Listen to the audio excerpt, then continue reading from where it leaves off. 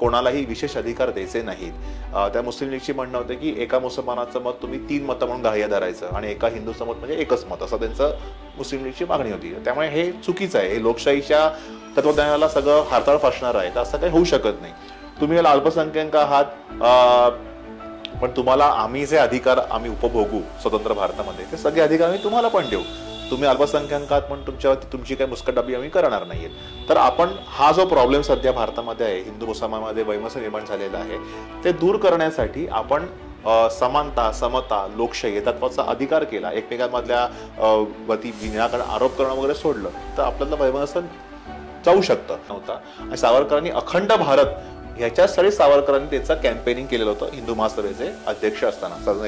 37 ते 42-43 सालापर्यंत सलग 6 वेळा सावरकर हिंदू महासभेचे अध्यक्ष निवडून आलेले होते। 7व्या सोळ्याने त्यांची निवड झालेली होती, पण प्रकृती अस्वस्थतेमुळे त्यांना राजीनामा द्यावा लागलेला होता। त्यामुळे द्विराष्ट्र सावरकरांनी कधी मांडला पण नाही, त्याचा कधी पुरस्कार पण केला नाही। फक्त तेव्हा दोघांमध्ये अशी सध्या राष्ट्र आहेत अशी सिच्युएशन होती, हे त्यांनी फक्त वास्तव मांडलं आणि त्या वास्तवावर त्यांनी सोल्युशन सुद्धा आपल्याला सांगितलेलं होतं।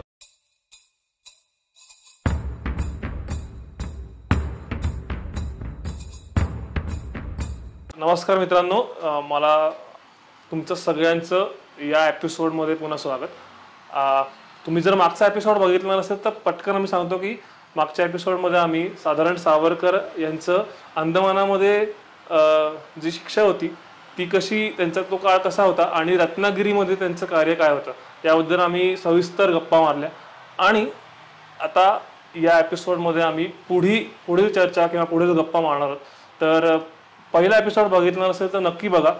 आणि आता आपण दुसरा एपिसोड सुरू करू अक्षय सरांबरोबर। आणि सर, पहिला प्रश्न हा की जसं आपण बोललो की रत्नागिरीतलं कार्य साधारण 1930च्या दरम्यान त्यांचं सुरू होतं आणि यापुढे एक गोष्ट झाली ती म्हणजे वर्ल्ड वॉर। आणि त्याच्यानंतर मला हेही ऐकून घ्यायला आवडेल की सावरकरांची आणि सुभाषचंद्र बोसांची भेट झाली का?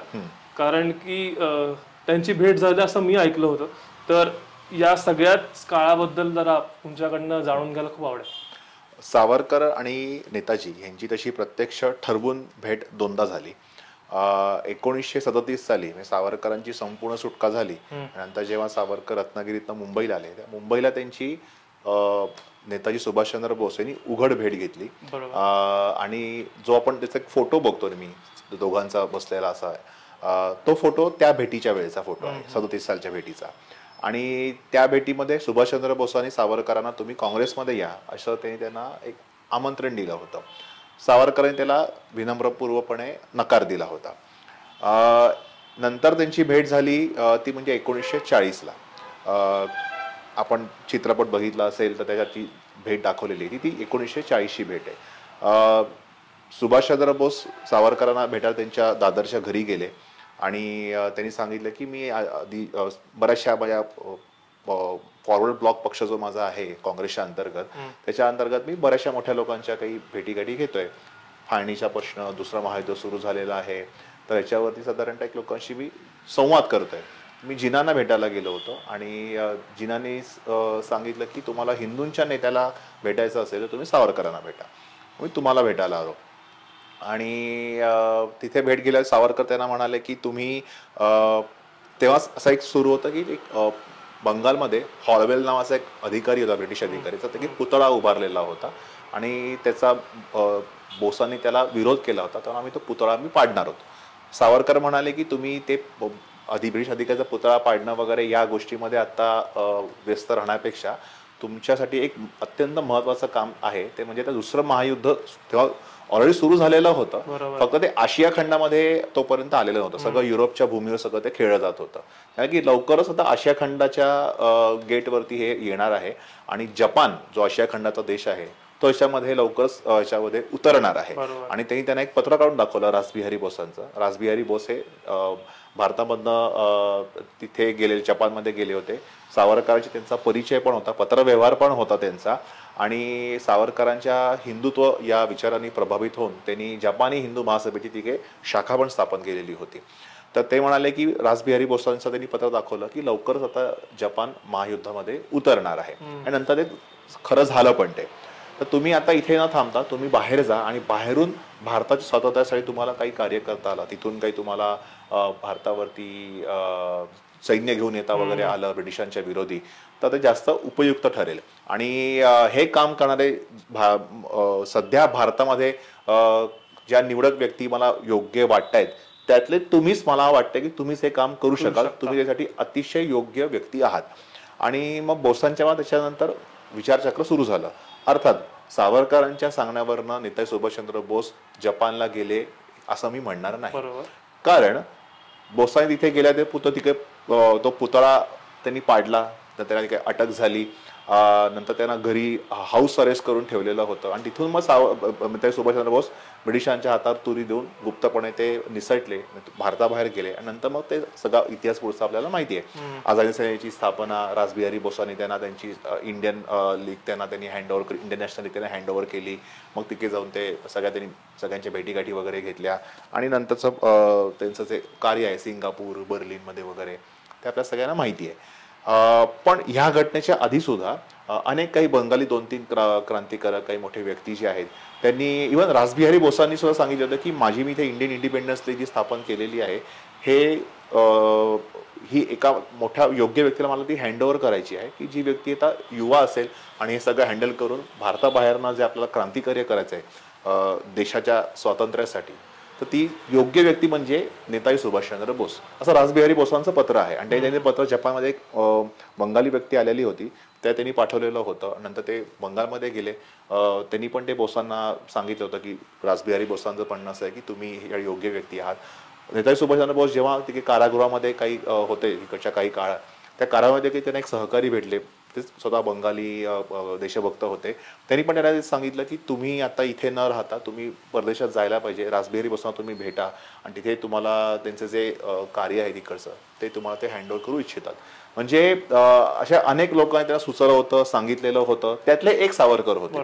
आणि ह्या सगळ्याचा एकत्रित परिणाम होऊन मग शेवटी नेताजी सुभाषचंद्र बोस युरोप परदेशामध्ये गेले, जपानला गेले, बर्लिनला गेले, सिंगापूरला गेले, सगळं त्यांनी मोठी ती फौज तयार केली, INA स्थापन केली. तिथून त्यांनी मग ते आधी ईशान्य भारतामध्ये आले, अंदमान त्यांनी मुक्त केलं जिथे स्वतः सावरकर तिथे त्यांना कैदेत ठेवलेलं होतं आणि सगळा पुढचं आपल्याला माहिती आहे.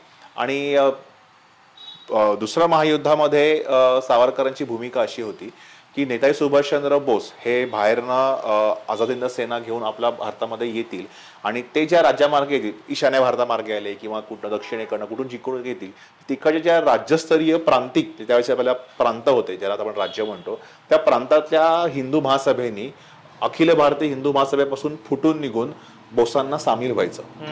आणि त्याच वेळेला सावरकरांनी मोठं एक कॅम्पेनिंग सुरू केलं होतं, त्याचं नाव होतं सैनिकीकरण, मिलिटरायझेशन पॉलिसी. त्या माध्यमातून सावरकरांचं म्हणणं की तुम्ही सैन्याने सगळ्या हिंदूंनी सैन्यात शिरायला पाहिजे. कधी नव्हे ते ब्रिटिश तुम्हाला सैन्यात तुम्हाला रिक्रूट करायला तयार आहेत, तुम्हाला हातात बंदूक देत आहेत, ती चालवायची कशी, त्यांनी युद्ध कसं खेळायचं हे तुम्हाला ते फुकट शिकवत आहेत, वरून तुम्हाला त्याचे पगार देत आहेत. इतकंच नाही, तुम्हाला प्रत्यक्ष युद्धभूमीवरती फक्त भारतात नाही तर परदेशामध्ये सुद्धा जाऊन तुम्हाला प्रत्यक्ष युद्ध लढायला जी संधी तुम्हाला मिळते ते तुम्ही शिकून घ्या. आणि ह्या सैनिकांचा उपयोग आपल्याला स्वतंत्र, जेव्हा आपला भारत स्वतंत्र होईल तेव्हा आपल्याला शस्त्रसज्ज आणि प्रशिक्षित सैन्य आपल्याला तुमच्याच या सगळ्या लोकांमधनं मिळणार आहे. दुसरी गोष्ट अशी की तुम्ही हे सगळं शिकून घेतलं तर आयत्या वेळेला बंदुकीची नळी कुठे वळवायची हे तुम्हाला माहिती आहे. तुम्ही सगळं शिकून घ्या आणि जेव्हा युद्ध खेळायची वेळ येईल तुम्ही ती नळी तुमच्या ब्रिटिश अधिकाऱ्यांच्या विरुद्ध तुम्ही वळवा, आपण स्वतंत्र होऊ. सावरकरांनी एकीकडे सावरकरांनी ब्रिटिशांच्या सैन्यामध्ये आपले माणसं घुसवली होती आणि त्यांनी सांगितलं की नेताजी सुभाषचंद्र बोस जेव्हा तिकडनं आक्रमण करून भारतात आक्रमण करून आपला देश मुक्त करायला येतील तर त्यावेळेला ह्या सगळ्या हिंदू महासभेच्या लोकांनी त्यांना मिळायचं. सैन्यामध्ये जी लोक असतील ते त्यांच्या विरुद्ध युद्धाखाली उभी राहिली की या सैन्यातल्या लोकांनी एक तर सुभाषचंद्र बोस सैन्याला मिळायचं, INA ला मिळायचं, किंवा आपल्या ब्रिटिशांच्या अधिकाऱ्यांच्या विरुद्ध बंदुकी नळी फिरवायची, की जेणेकरून बाय डिफॉल्ट ती सगळी लोक नेताजी सुभाषचंद्र बोसांच्या बाजूनी होतील. आणि असं टप्प्याटप्प्याने एक एक प्रांत जिंकत बोसांनी अख्खा भारत जिंकावा, भारत मुक्त करावा आणि आपलं स्वातंत्र्य मिळवून द्यावं, अशी त्यांची कल्पना होती. याविषयीचे पत्रव्यवहार सुद्धा झालेले होते. माझ्या पुस्तकात सगळं डिटेल दिलेलं आहे मी. दुर्दैवाने ईशान्य भारतामध्ये जेव्हा नेताजी तिकडनं यायला लागले आणि तेव्हा जपान थोडंसं बॅकफुटला चाललं होतं. त्या जपानला आर्थिक आणि शस्त्र पुरवठा करणं त्यांना शक्य झालं नाही, म्हणून जपानने सुद्धा बॅकआउट केलं आणि त्यांनी त्यांना शस्त्र पुरवठा, सामग्री पुरवठा, अर्थसहाय्य करणं बंद केलं आणि नाईलाजांनी मग नेताजींना तिथून माघार घ्यावी लागली ईशान्य भारतातना. पण जर समजा त्यांनी सहाय्य केलं असतं तर त्याचा सगळा हा पुढचा प्लॅन होता. याच्या नेताजी सुभाषचंद्र बोस आणि सावरकर यांचं काही कम्युनिकेशन वगैरे होतं असे कुठलेही पुरावे सापडत नाही. त्याचा मी काही दावा करणार नाही की त्यांचा पत्रव्यवहार ते दोघांनी मिळून काही स्ट्रॅटेजी केली असं मी काय उगीच काही वाटेल तर मी काही स्टेटमेंट करणार नाही. पण सावरकरांचं म्हणणं होतं की ते जसं येत जसं तुम्ही ही माझी स्ट्रॅटेजी आहे हिंदू महासभेच्या लोकांची, तुम्ही फॉलो करा आणि हे तुम्ही फॉलो केली तर त्याच्यामध्ये नेताजींना काही प्रॉब्लेमच नाही का, आपण त्यांना एक प्रकारे मदतच करतोय. याचं तुम्हाला एक छोटंसं एक एक्झाम्पल सांगतो की असं लोक म्हणतात की हे असं बोलणं सोपं असतं, असं कधी होतं का, पण तर झालेलं होतं. सिंगापूरमध्ये ब्रिटिशांची सेना आणि जपानी सेना समोरासमोर युद्धाला आलेले होते. तर त्यावेळेला एक ओकाहोमा नावाचा एक जपानी लेखक आहे, एक पुस्तक आहे, two great Indians in Japan म्हणून. त्याच्यात त्यांनी असा उल्लेख केलेला आहे की सिंगापूरमध्ये जपान आणि ब्रिटिश सेना समोरासमोर आले आणि एकदम दोघांकडची गोळीबारी थांबली. जपानी सेनेतली व्यक्ती ब्रिटिशांच्या अंडर जे भारतीय सैनिक होते, हिंदी सैनिक होते, त्याच्याशी जाऊन ते काहीतरी बोलले आणि सगळे हिंदी सैनिक ब्रिटिशांच्या अंडरचे येऊन जपानी सेनेला मिळाले आणि त्या ह्याच्यातनं त्या INA नेताजी सुभाषचंद्र बोसांनी 50,000ची एक वेगळी तुकडी तयार केली त्या युद्ध कैद्यांमधनं आणि ब्रिटिश अधिकाऱ्यांना त्यांनी अटक केली. म्हणजे जी स्ट्रॅटेजी सावरकरांची होती ती बाय डिफॉल्ट अशा प्रकारे ती सिद्ध आहे. कारण ते जे सैनिक जे होते ते सावरकरांचं म्हणणं ऐकलं होतं का माहित नाही, पण सावरकरांच्या कुठल्या त्याच्या प्रत्यक्ष अप्रत्यक्षपणे इथल्या 2 लोकांनी ऐकलं असेल, ते सगळ्यांनी याच्यामध्ये एक विद्रोह निर्माण केला असेल. कारण सावरकरांचं पहिल्यापासून एक तत्वज्ञान होतं क्रांतीचं की सैन्यात विद्रोह निर्माण केला की तुम्हाला स्वातंत्र्य मिळवणं सोपं जाईल. आणि हे सगळ्या क्रांतिकारकांचं की जोसेफ मॅझिनी पासून ते सावरकरांपर्यंत सगळ्या क्रांतिकारकांनी हे सांगितलेलं आहे, सैन्यात विद्रोह करा. कारण जे साम्राज्यकर्ते असतात ते तुमच्या देशावर राज्य कशाच्या बळावर करतात, त्यांचे अधिकारी सगळे ते त्यांचे स्वतःचे लोक असतात. म्हणजे आपल्याकडे अधिकारी सगळे होते ब्रिटिश अधिकारी होते, पण सगळे फूट सोल्जर्स जे होते ते सगळे हिंदी सैनिक होते. बाकी सगळ्या ठिकाणी कॉलनीमध्ये हाच प्रकार होता. ऍक्च्युअल फूट सोल्जर सगळे लोकल स्थानिक लोक असतात, तर त्यांच्या बळावरती ती लोक आपलं राज्य करत असतात. तुम्ही त्यांनाच फितवलं, तुम्ही आपल्याकडे वळवून घेतलं, विद्रोह निर्माण केला, तर तुम्हाला सैन्य जसं म्हणाला की बंदुकीची नाही तुम्ही फिरवली, तो स्वातंत्र्य तुम्हाला मिळू शकतं. कदाचित बोस आणि सावरकर म्हणजे हा जो प्रयत्न होता तो जर सफल झाला असता तर आपल्याला स्वातंत्र्य खूप आधी मिळालं असतं. आणि मगाशी मी सांगायचं झालं की मग तो ओक्लाहोमा जो होता, या घटनेनंतर स्वतः ओक्लाहोमा असं म्हणतो की now Savarkar's militarization policy taking in to shape. जपानी माणसाला कळालं की ही सावरकरांची पॉलिसी आहे, पण आपण ते अजून मान्य करत नाही. तेच कदाचित ते वर्क झालं असतं तर आपण आज सावरकरांचं पण तेवढंच जास्त चर्चा गप्पा मारल्या असत्या आणि तेवढंच जास्त त्यांच्याबद्दल आदर असता. आणि तो आदर आहेच आहे, पण काही गोष्टी वर्कआउट झाल्या असत्या तर कदाचित चित्राच वेगळं असतं. आत्ता तसं आपण बोस आणि सावरकर यांच्या भेटीबद्दल किंवा त्यांच्या कार्याबद्दल गप्पा मारल्या. पुढे जाऊन मला एक खूप काय म्हणता येईल त्या गोष्टीवर काही गैरसमज आहेत, त्या तुमच्याकडनं ऐकून घ्यायला आवडतील. की द्विराष्ट्रवाद ज्याला आपण म्हणतो की एका विशिष्ट गटाला वेगळं कंट्री किंवा भाग दिला जाईल आणि बाकीच्यांना वेगळा असेल, तर ही जी कल्पना होती ती असं काही जण म्हणतात की सावरकरांनी सुचवली किंवा त्यांच्याकडनं ती आली होती. तर याबद्दल तुमचं मत काय? द्विराष्ट्रवाद ही काही संकल्पना सावरकरांनी मांडली नाही. सावरकर याचा कधी त्याच्या आयुष्यात कधी पुरस्कारही केला नाही. सर सय्यद अहमद हे जे अलीगड मुस्लिम विद्यापीठ जे आहे त्याचे संस्थापक होते. याचं पहिले नाव होतं अँग्लो मोहम्मडियन कॉलेज याचं पहिले नाव होतं, तर ते अलीगड विद्यापीठाचं नाव झालं. तर त्यांनीच त्यावेळेला एक बदुद्दीन तय्यबजी म्हणून तेव्हाचे काँग्रेसचे अध्यक्ष होते, त्यांना काही पत्र लिहिलेली होती. त्याच्यामध्ये त्यांनी उल्लेख केलाय की भारत आणि पाकिस्तान ही 2 वेगवेगळी राष्ट्र आहे असं त्यांनी उल्लेख केलेला आहे. त्यानंतर जे प्रसिद्ध कवी आहेत मोहम्मद इक्बाल, सारे जहां से अच्छा हे गीत लिहिणारे, ते सुद्धा मुस्लिम लीगचे हे होते, म्हणजे पदाधिकारी होते. आणि त्यांनी मुस्लिम लीगच्या एका अधिवेशनामध्ये भारत आणि पाकिस्तान ही दोन वेगळी राष्ट्र आहेत असं त्यांनी द्विराष्ट्रवाद या मोहम्मद इक्बालांनीच मांडलेलं होतं.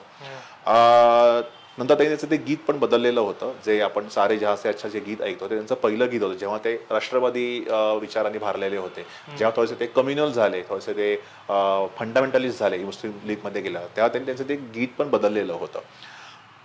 त्यानंतर जिनानी लाहोरच्या मुस्लिम लीगच्या अधिवेशनामध्ये ह्याची द्विराष्ट्रवादाची मांडणी केली आणि पाकिस्तानचा ठराव मांडणी, पाकिस्तानची मागणी उघडपणे त्यांनी सुरुवात केली. ते साधारणतः तो काळ होता आय थिंक मला वाटतं 1940चा लाहोर अधिवेशन आणि पाकिस्तानचा ठराव. 1938-39ला जे हिंदू महासभेचं अधिवेशन झालं होतं कर्णावतीमध्ये, त्याच्यामध्ये सावरकरांनी असा उल्लेख केलेला होता की सध्या भारतामध्ये हिंदू आणि मुसलमान ही दोन वेगवेगळी राष्ट्र आहेत. हा प्रॉब्लेम आहे. म्हणजे त्यांचं म्हणणं होतं की सध्या भारतात हिंदू आणि मुसलमान ही दोन राष्ट्र हा एक मोठा आपला प्रॉब्लेम आहे. ते त्या गोष्टीचं समर्थन करत नव्हते. त्यावेळेला खरंच अशी अवस्था होती की मुस्लिम लीगच्या चळवळीमुळे वगैरे त्यावेळेला थोडंसं वैमनस्य निर्माण झालेलं होतं सगळ्या हिंदू मुसलमानमध्ये म्हणणारे, पण बहुतांश असं वातावरण असं होतं की हिंदू मुसलमानामध्ये सतत काही दंगली व्हायच्या, मुस्लिम लीगच्या काही व्यक्तींमुळे थोडंसं प्रक्षोभक गोष्टींमुळे थोडीशी दरी निर्माण झालेली होती हिंदू मुसलमानांमध्ये. तर त्याचं वास्तव जे आहे त्यावेळेचं ते मांडायचं काम सावरकरांनी त्या वाक्यात केलं. तर त्या सावरकरांचं सरळ सोपं वाक्य होतं की सध्या भारतात हिंदू आणि मुसलमान दोन राष्ट्र नांदतायत असं आहे, पण आपण ह्या प्रॉब्लेमवरती आपल्याकडे सोल्युशन पण आहे. ते सोल्युशन काय आहे तर सगळ्यांना समसमान अधिकार द्यायचे. सगळ्यांना कुठल्याही जाती धर्म पंथाच्या कुठल्याही धर्माच्या आधारावरती कोणालाही विशेष अधिकार द्यायचे नाहीत.